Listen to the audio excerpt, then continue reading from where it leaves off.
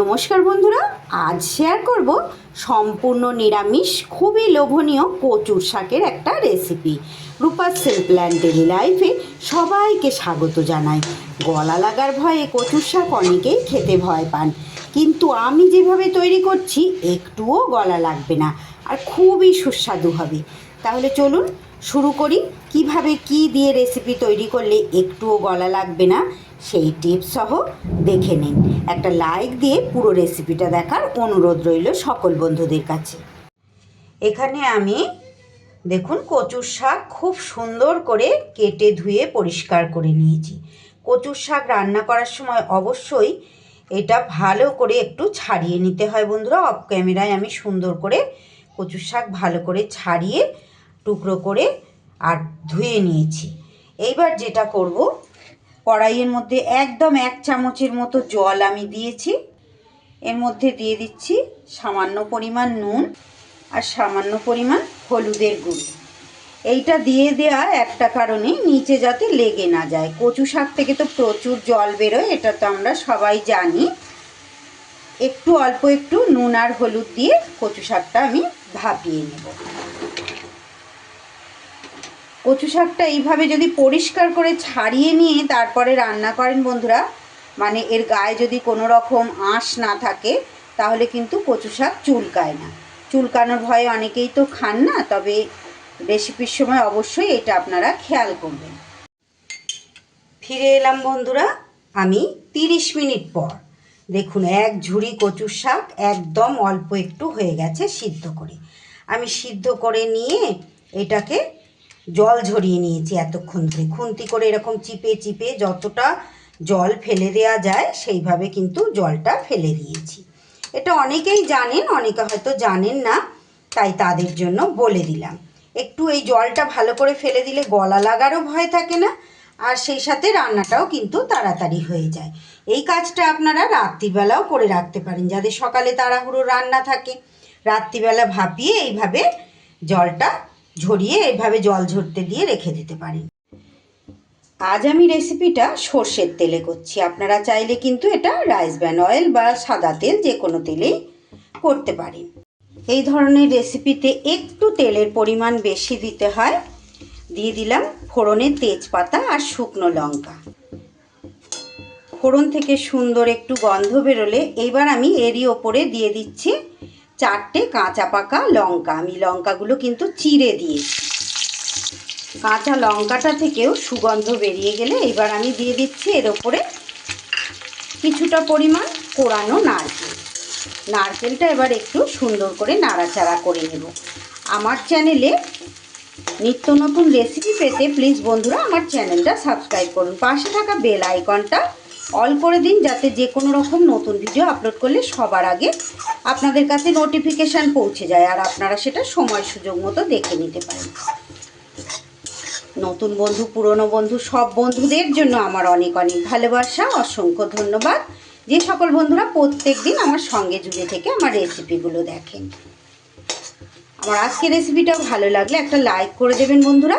ভিডিওর শেষে একটা ছোট কমেন্ট করে রেখে যেতে ভুলবেন না যে আপনাদের কেমন লাগলো। আর এইভাবে কোনো রকম মশলা ছাড়া একদম অতি সহজে কিভাবে এই কচুর শাক তৈরি করা যায় সেই রেসিপি আমি আজকে আপনাদের সঙ্গে শেয়ার করছি। আশা করছি আপনাদের ভালো লাগবে। এই যে দিয়ে দিচ্ছি এখানে একদম 1 চিমটি মতো হলুদের গুঁড়ো আর একটু কাশ্মীরি লঙ্কার গুঁড়ো দিয়েছি সামান্য কালার হওয়ার জন্য। এখানে আপনারা চাইলে ঝাল লঙ্কাও দিতে পারেন কিংবা এই লঙ্কাটা একেবারেই স্কিপ করে দিতে পারেন। একটু দেখতে সুন্দর হবে তাই দিলাম। আর কিন্তু কোনোই মশলা আমি এখানে ব্যবহার করব না।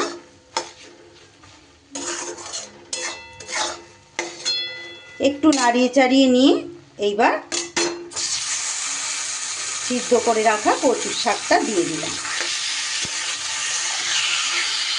সম্পূর্ণ নিরামিষ, একদম অতি সহজে হয়ে যায় বন্ধুরা। আর কচু শাক খাওয়া তো মানে কচু শাকের যে কত গুণাবলী এটা অল্প বিস্তর হলেও প্রত্যেকে আমরা জানি। কচু শাকের মধ্যে প্রচুর পরিমাণে থাকে আয়রন, প্রোটিন, ভিটামিন, এটা তো থাকে। কচু শাক কিন্তু আমাদের রক্তচাপ কমাতে সাহায্য করে, রক্ত পরিষ্কার করে, আর খেতেও কিন্তু কচু শাক ভীষণ সুস্বাদু। অনেকে ভয় পান কচু শাক খেতে, গলা লাগে, অনেকের লাগেও হয়তো গলা, কিন্তু আমি অবশ্যই শেয়ার করব এইভাবে কীভাবে রান্না করলে গলা লাগবে না। এইভাবে একটু নাড়াচাড়া করতে করতে আবারও আমি ঢাকা চাপা দিয়ে দেব। ভাজা ভাজাও হবে,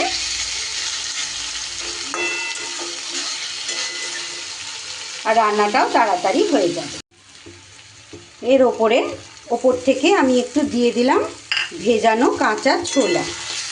এই ছোলাটা দিলেও কিন্তু খুব সুন্দর স্বাদ হয়। অনেক সময় নারকেল আমাদের কাছে ঘরে হয়তো থাকে না, অ্যাভেলেবেল থাকে না, বা নারকেল অনেকেই খেয়ে খাওয়া চলে না, শারীরিক অসুবিধার জন্য নারকেল খেতে পারেন না, গ্যাস অম্বলের প্রবলেমে। সেক্ষেত্রে কিন্তু নারকেল একেবারে বাদ দিয়ে দেবেন। এইভাবে ছোলাটা কিন্তু অতি অবশ্য করে দেবেন, এতে খেতেও ভালো হবে, আর কাঁচা ছোলা খাওয়াটাও তো ভালো, কোনো অসুবিধা হবে না শারীরিক কারণে।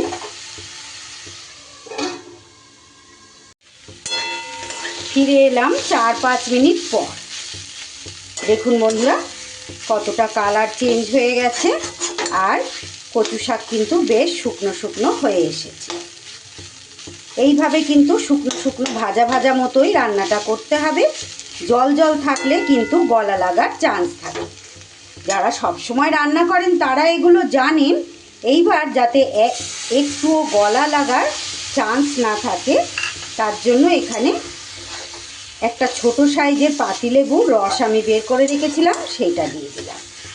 অবশ্যই এইটা দেবেন, দেখবেন একটুও গলা লাগার কোনো সম্ভাবনাই থাকবে না।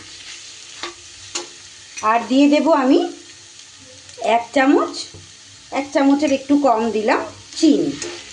এই চিনিটা খেতে যারা অপছন্দ করেন তারা দেবেন না, তবে অবশ্যই একটু দেওয়ার চেষ্টা করবেন। এই কচু শাকে কিন্তু একটু মিষ্টি দিলে খেতে খুব ভালো লাগে। চাইলে আপনারা গুঁড়ো দিতে পারেন। কচু শাক কাটারই একটু ঝামেলা, না হলে খেতে কিন্তু খুবই ভালো লাগে। এখন বাজারে কেটেও পাওয়া যায়, যদিও আমি এটা হাতেই কেটেছি। বাজারে কেটে বিক্রি হয়। আর যারা কোনো দিন কচু শাক রান্না করেননি, খেতে হয়তো খুবই ভালোবাসেন, গলা লাগবে সেই ভয়ে হয়তো অনেকে খান না, আমার এই আজকের রেসিপিটা দেখার পর তারাও কিন্তু এইভাবে অতি সহজে খাবেন তৈরি করে, এটা আমি আশা রাখছি।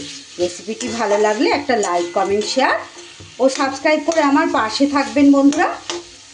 পাশে থাকা বেল আইকনটা কিন্তু অন করতে ভুলবেন না।